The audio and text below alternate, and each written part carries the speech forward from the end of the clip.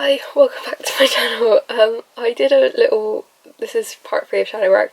I just was going to do something that said about what motivates greed. I think I've done a lot of work on greed recently, so that can be something for you to think about, but I'm going to change it to what motivates envy.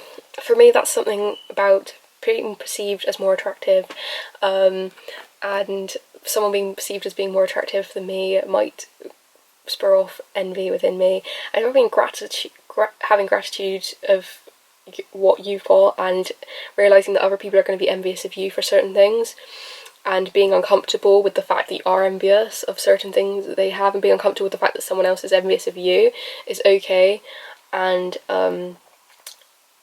it helps you strive for better, apparently. So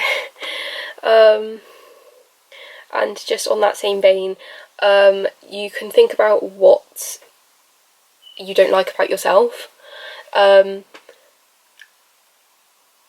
For me, again, it's like someone that looks better, someone potentially, and having opposite to that would be to have gratitude for my own body and that sort of stuff.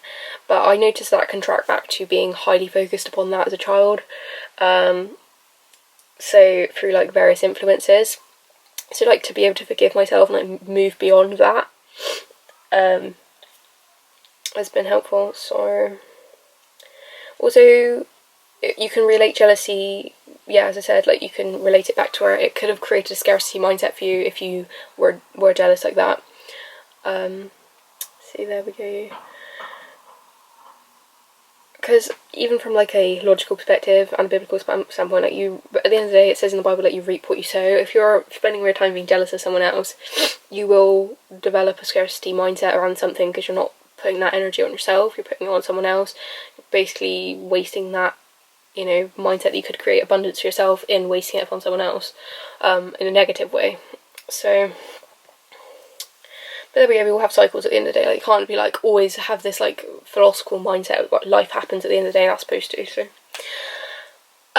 some emotions that you can have from this. Bitterness basically means that you've got to heal judgment on yourself and others. That can create bitterness if you are judging others and judging yourself. For someone like me, though, it does take a while for me to actually process all that stuff. So I think it's just about being patient with myself for that. If you have guilt, it means that you're living in someone else's expectation, and to reconnect with yourself. Same goes for shame. You're internalising other people's beliefs, and it's worth reconnecting with yourself. This does go with the astrological era change, if you ask me. We've gone from an astrological era where we focus on other people, where now we focus on ourselves, and so changing into a different astrological era can be part of it. Another thing is thinking about who you idolise and why. So mine is Christina Aguilera and Demi Lovato. I admire them because I don't like the idea of idolising, because that is a sin at the end of the day, but look up to, use as a role model, I suppose, in a healthy way. Even though I did have photos of them when I was younger, or Christina Aguilera at least.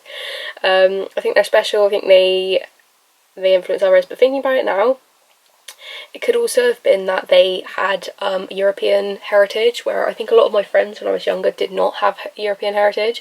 And also I had my mum, which was I really looked up to as a child, and I think my looking up to Christina Aguilera and Demi Lovato, they're both, did you just see that? I think I just had a bogey on my face. Oh, so sorry, that's actually disgusting. But I literally just wrote off the top of my head on a surface level, I thought it's because they were influencing others and that they were special, and I do think that's the truth, but I think it also came from the fact they've got European heritage, and that was something I wanted to integrate